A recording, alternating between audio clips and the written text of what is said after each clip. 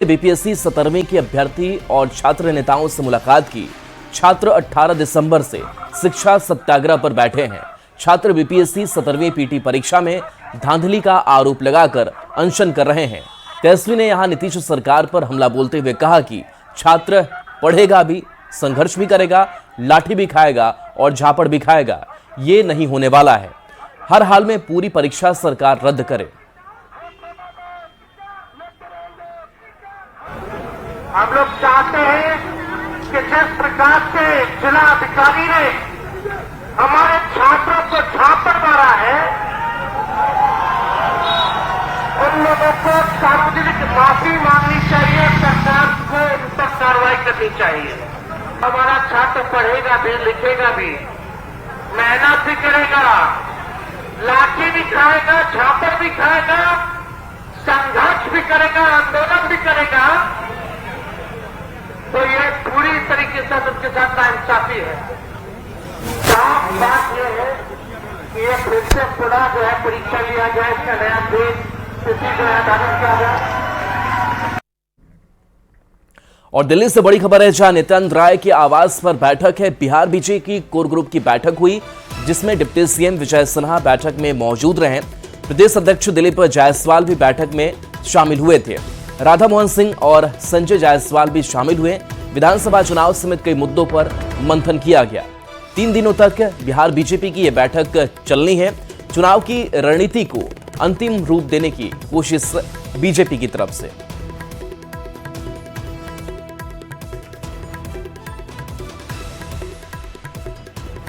तो 3 दिनों तक यह बिहार बीजेपी की बैठक चलनी है। दिल्ली में कल बैठक हुई थी और इस बैठक में जो चुनावी रणनीति है साल 2025 के लिए वो तैयार किया जा रहा है कि किस तरीके से बीजेपी इस बार चुनावी मैदान में उतरेगी। जो घटक दल है साथ में, उनके साथ कैसे सामंजस्य बनाया जाएगा और इसको लेकर के लगातार मंथन किया जा रहा है। तो बीजेपी की इस बैठक में अगले साल होने वाले विधानसभा चुनाव की तैयारी पर चर्चा हो रही है। दरअसल बीजेपी की पूरी कोशिश है कि एनडीए के सभी घटक दलों के साथ बिहार में बेहतर समन्वय स्थापित किया जाए। इसी कड़ी में मकर संक्रांति के बाद बूथ स्तर तक के कार्यकर्ताओं का सम्मेलन हर जिला में होगा, जिसमें एनडीए के घटक दल के सभी कार्यकर्ता और सभी प्रदेश अध्यक्ष शामिल होंगे। बीजेपी की कोशिश है कि केंद्र और राज्य में चलने वाली सभी योजनाओं को कैसे जमीन तक पहुंचाया जाए और उसका संदेश भी बिहार में जनता तक दिया जाए कि डबल इंजन की सरकार में बेहतर काम हो रहा है। 3 दिन के महामंथन में अगले साल होने वाले चुनाव को लेकर रणनीति को अंतिम रूप दिया जाएगा।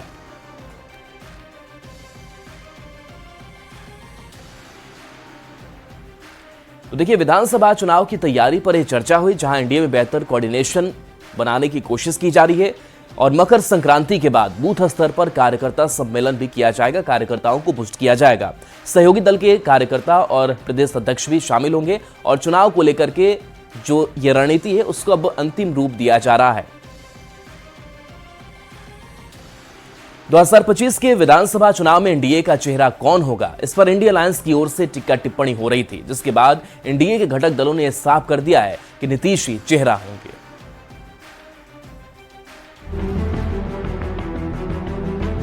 2025 फिर से नीतीश। चाहे कुछ भी कर ले, चेहरा कोई भी रहे, 2025 में इंडिया गठबंधन की सरकार बनना तय है। नीतीश कुमार बिहार का चेहरा है। नीतीश जी का नेतृत्व भारतीय जनता पार्टी का केंद्रीय नेतृत्व स्वीकार करने के लिए तैयार नहीं है।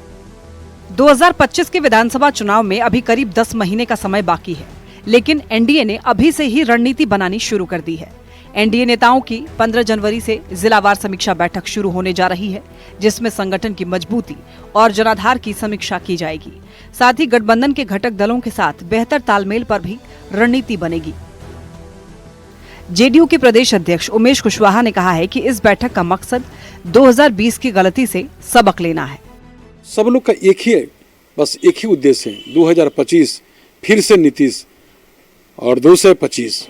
इस कामयाबी के लिए हम लोग सारे चीज काम कर रहे हैं। अब जरा एनडीए के मिशन 2025 को समझ लीजिए।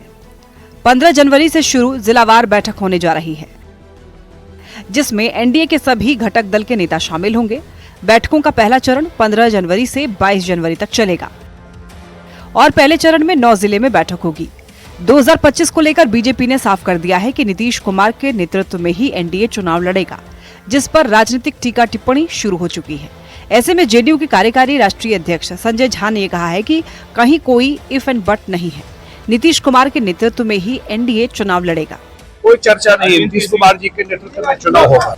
पटना में हुई एनडीए की बैठक और उसके बाद एनडीए के नेता साफ कर देना चाहते हैं कि विपक्ष लाख कोशिश कर ले, इस बार 2020 जैसा कंफ्यूजन नहीं होने वाला। टीम तैयार है, 2025 का इंतजार है। न्यूज़ 18 के लिए पटना से आनंद अमृतराज और धर्मेंद्र कुमार के साथ ब्यूरो रिपोर्ट। आरक्षण के मुद्दे पर लालू प्रसाद और तेजस्वी यादव को मांझी ने निशाने पर लिया है। मांझी ने कहा कि तेजस्वी आरक्षण के बारे में नहीं जानते क्योंकि वो पिता की वजह से राजनीति में आए। आरक्षण की वजह से हम सब आगे बढ़े हैं। तेजस्वी पर मांझी के निशाना के बाद राजनीति गर्मा गई है। कह दिए कोई हक नहीं है, कोई वास्तविकता नहीं है।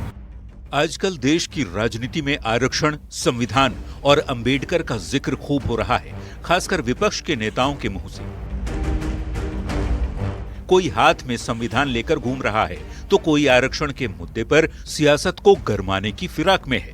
ऐसे ही माहौल में केंद्रीय मंत्री और हम के संरक्षक जीतन राम मांझी ने तेजस्वी यादव पर बड़ा निशाना साधा है। मांझी ने क्या कुछ कहा, खुद सुनिए।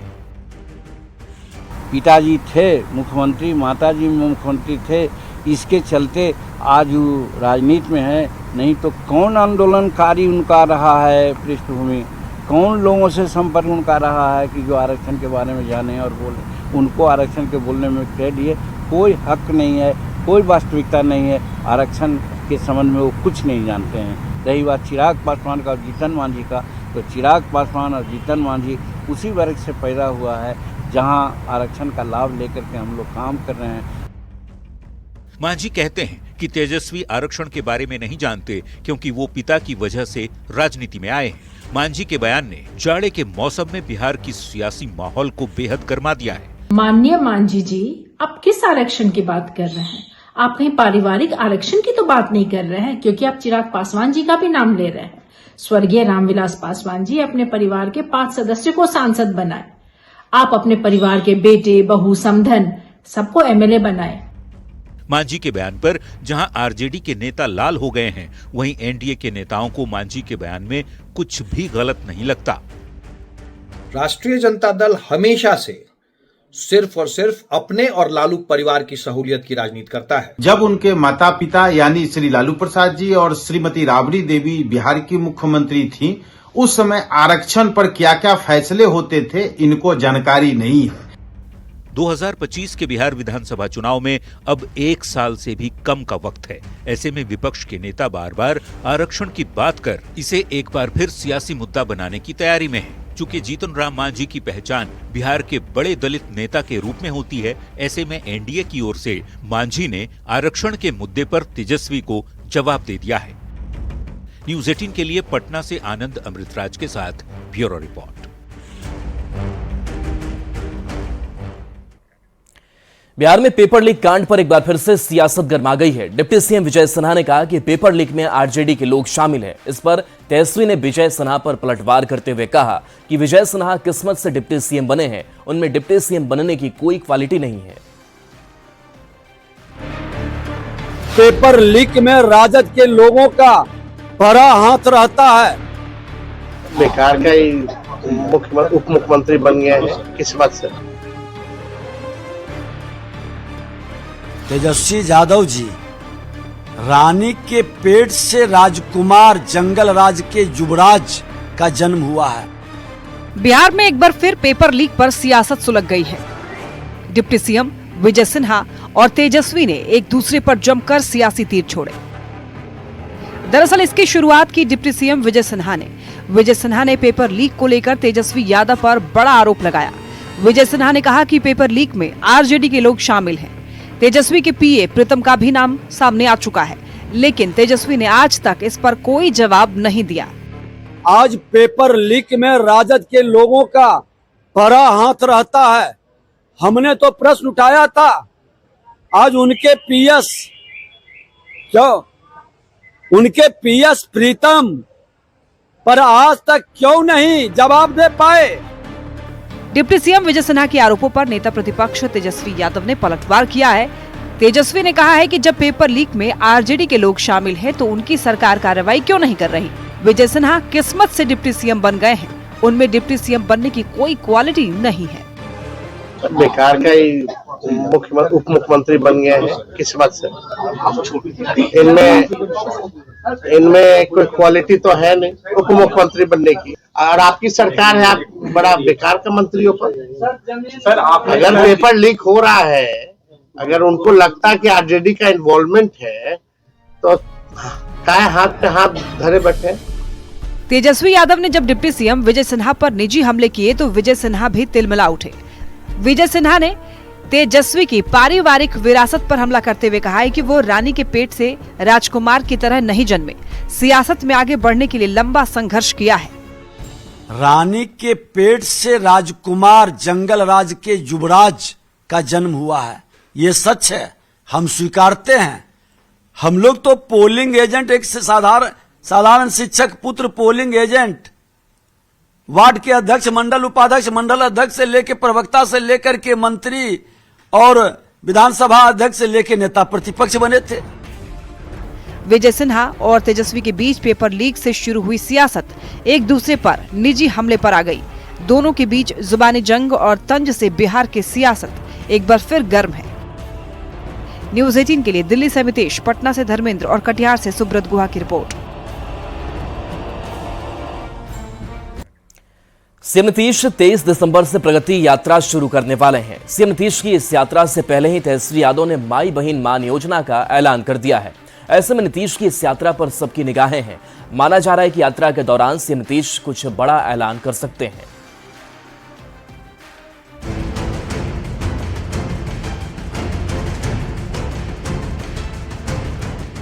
सीएम नीतीश कुमार प्रगति यात्रा का आगाज करने वाले हैं। सीएम की इस यात्रा पर जमकर सियासत हो रही है। बताया जा रहा है कि सीएम नीतीश कुमार यात्रा के दौरान कुछ बड़ी घोषणा करने वाले हैं। चुनावी साल में तेजस्वी यादव ने महिलाओं के लिए माई बहन मान योजना का ऐलान कर दिया है। ऐसे में नीतीश की यात्रा पर निगाहें टिक गई है। चुनावी साल में नीतीश के पिटारे से कुछ बड़ा निकलने वाला है। तो उनका एक ही मकसद है कि बिहार के हर लोग, जो 14 करोड़ जनता है, उनके पारिवारिक, आर्थिक, शैक्षणिक सब हर स्तर से वो मजबूत हो, खुशहाल हो, इसके लिए वो काम कर रहे हैं। इसके बाद कुछ बड़ी घोषणा भी हो सकती है। बिल्कुल, जो वो अनुभव करेंगे, जो उनको फीडबैक मिलेगा क्षेत्र में, जो जनता उनको बताएगी, उसके ऊपर बिहार में जो काम करना होगा वो करेंगे। इस यात्रा में जा रहे हैं, महिलाओं से संवाद करेंगे, हर लोगों से करेंगे, तो जरूर इस यात्रा से आने के बाद महिलाओं के और कुछ करेंगे। सीएम नीतीश कुमार की यात्रा को लेकर के बीजेपी सांसद संजय कुमार जायसवाल ने कहा कि नीतीश कुमार चंपारण के लिए बड़ी सौगात लेकर आ रहे हैं। नीतीश कुमार अपनी यात्रा की शुरुआत पूर्वी चंपारण से शुरू करने वाले हैं। माननीय मुख्यमंत्री श्री नीतीश कुमार जी का चंपारण आगमन सदैव चंपारण के लिए बहुत ही अच्छा रहा है और इस प्रगति यात्रा में उनका आगमन चंपारण के लिए शुभ संदेश रहेगा। सीएम नीतीश की यात्रा का पहला चरण 23 से 28 दिसंबर तक का होगा। नीतीश कुमार यात्रा की शुरुआत पश्चिमी चंपारण से करेंगे। पहले चरण में 28 दिसंबर तक नीतीश कुमार 5 जिलों की यात्रा करेंगे। 24 दिसंबर को नीतीश कुमार पूर्वी चंपारण में रहेंगे। 26 दिसंबर को नीतीश कुमार की यात्रा शिवहर और सीतामढ़ी में होगी। 27 दिसंबर को मुजफ्फरपुर में नीतीश की प्रगति यात्रा होगी। 28 दिसंबर को वैशाली में पहले चरण की यात्रा का समापन होगा। नीतीश अब तक के कार्यकाल में 14 यात्राएं कर चुके हैं। इस बार प्रगति यात्रा का मकसद जनता को बिहार की प्रगति के बारे में बताना है। शराबबंदी का बड़ा फैसला हो या फिर महिला सशक्तिकरण की योजनाएं हो या फिर स्वास्थ्य और नौकरी और रोजगार को लेकर नीतीश के काम, नीतीश जनता के बीच जाएंगे और अपना काम बताएंगे। न्यूज़ 18 के लिए पटना से आनंद अमृतराज, शैलेंद्र कुमार की रिपोर्ट। तो सीएम नीतीश कुमार की प्रगति यात्रा 23 दिसंबर से शुरू होने वाली है। चंपारण के चनपटिया विधानसभा से उनकी यात्रा की शुरुआत होगी, जिसको लेकर स्थानीय विधायक उमाकांत सिंह ने कहा कि सीएम कई योजनाओं की सौगात चनपटिया और चंपारण को देंगे। करीब 8 करोड़ 60 लाख से बने एसडीआरएफ की ट्रेनिंग कैंप, मनरेगा पार्क, सूखा और गीला कचरा यूनिट, करोड़ों रुपए की लागत से कई योजनाओं का शिलान्यास करेंगे।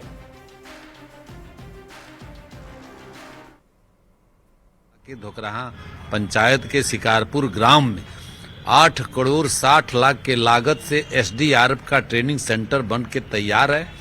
और मनरेगा पार्क भी वहाँ बना है। तमाम डस्ट, कुछ गीला कचरा और सूखा कचरा के लिए अलग प्लांट बना है और वहाँ पर सारी योजनाओं का उन्होंने निरीक्षण करेंगे। उसके बाद हजारों करोड़ रुपया का शिलान्यास उद्घाटन करेंगे और बड़ा रमना के मैदान में जो वहाँ मतलब हॉल बना है एक, तो उसमें जीविका दीदी के साथ बैठकर संवाद करेंगे और कई जिलों का पूरे कई योजनाओं का शिलान्यास करेंगे। वन नेशन वन इलेक्शन को लेकर सांसद संजय जायसवाल ने कहा कि ये ऐतिहासिक फैसला है। संजय जायसवाल ने इसे नरेंद्र मोदी सरकार का परिवर्तनशील फैसला बताया।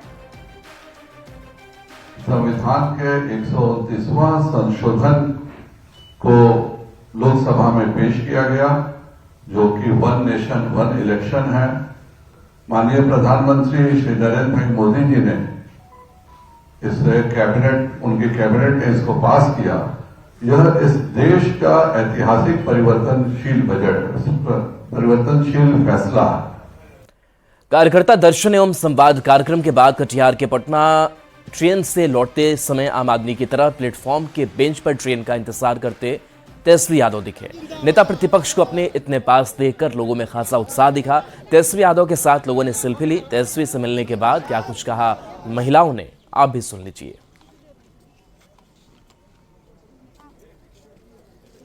सेल्फी ले रहे थे, क्या लगा?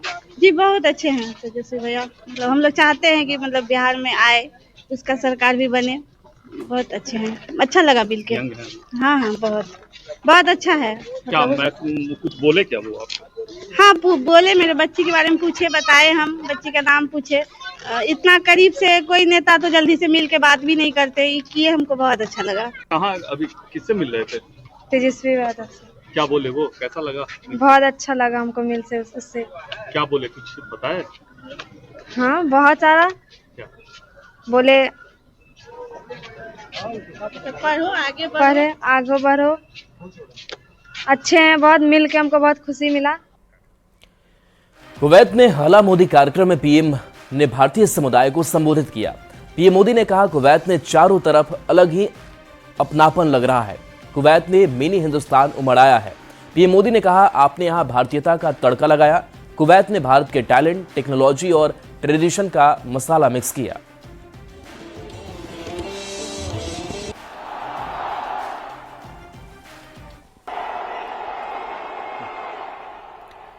तो देखिए इस कुवैत दौरे से जुड़ी 5 तस्वीरें आपके स्क्रीन पर, जहां देखिए भारतीय कामगारों से प्रधानमंत्री नरेंद्र मोदी ने मुलाकात की। कुवैत जब पहुंचे प्रधानमंत्री नरेंद्र मोदी तो उनका भव्य स्वागत किया गया और देखिए कई कार्यक्रम में भी शामिल हुए प्रधानमंत्री, जहां गल्फ कप का उन्होंने उद्घाटन भी किया।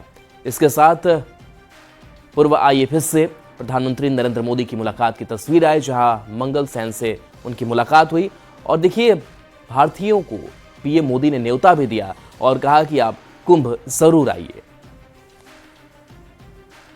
60-65 साल पहले कुवैत में भारतीय रुपये वैसे ही चलते थे जैसे भारत में चलते हैं,